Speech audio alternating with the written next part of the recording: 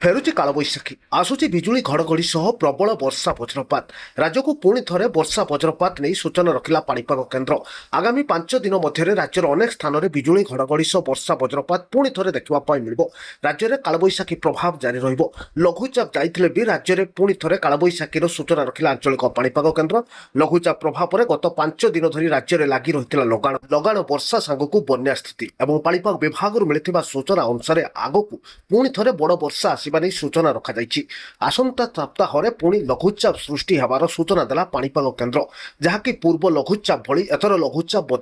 शक्तिशाली लघुचाप परिणत होब और ओडिशा रे पुणी थे प्रबल अति प्रबल वर्षा परवर्ती 5 दिन पर्यंत राज्य में देखा मिल से पाणीपाग विभाग आसला एवं बड़ सूचना तेज जानतु क्यों सप्ताह लघुचाप सृष्टि होउटी सृष्टि होशार क्यों सब जिला मानक आगक प्रबल वर्षा रहित कालबैशाखी प्रभाव में आगामी 5 दिन पर्यंत क्यों सब जिला मानक बिजुली घड़घड़ी सह वर्षा वज्रपात लगी आगामी 5 दिनिया पाणीपाग सूचना कौन रही निश्चय जानतु ता पूर्व वीडियो को लाइक करंतु चैनल को सब्सक्राइब करी शेयर करंतु और फेसबुक रे देखले पेज को फॉलो लाइक शेयर कमेंट करिया पई जमा भी भूलत नहीं। तो भारतीय पाणीपाग विभाग बा आईएमडी जारी सूचना कहूची राज्य में गोटे लघुचाप न जाउनु पुणी आउ एक लघुचाप सृष्टिर संभावना थिबा पाणीपाग केन्द्र आकलन करा जाउछि। यार प्रभाव रे राज्य में प्रबल अति प्रबल वर्षा परवर्ती सप्ताह देखा मिलिबो। तबे बंगोपसागर तथा उत्तर पश्चिम बंगोपसागर अंचल में लघुचाप क्षेत्र सृष्टि होब एवं यह पार्श्ववर्ती ओडिशा तथा उत्तर ओडिशा और पश्चिम उपकूल में घनीभूत होब लघुचाप परिणत होगा पर यह पुणी थे उत्तर ओडिशा को प्रभावित करने सांगक सारा राज्य में प्रबल अति प्रबल वर्षा जारी तेज जुलाई द्वितीय सप्ताह में लघुचाप सृष्टि होवार संभावना थिबा पाणीपाग केन्द्र सूचना रखा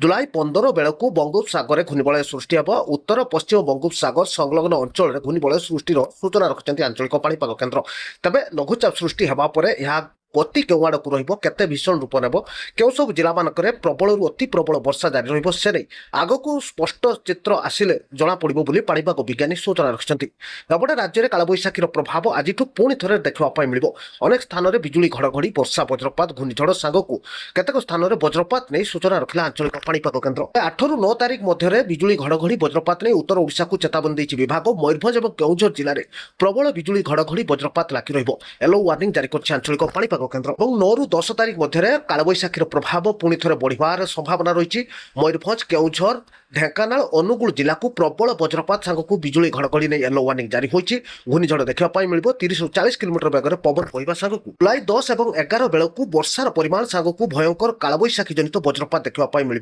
ढेंकानाल अनुगुल केउझर मयूरभंज को एने येलो वार्निंग सह अलर्ट जारी करछि पाणीपाग विभाग भयंकर वज्रपात संभावना रही बिजुली घड़घड़ी वज्रपात समय घूर्णिझड़ 30 ରୁ 40 किलोमीटर बेगर पवन बहिबार सूचना रखिछि विभाग।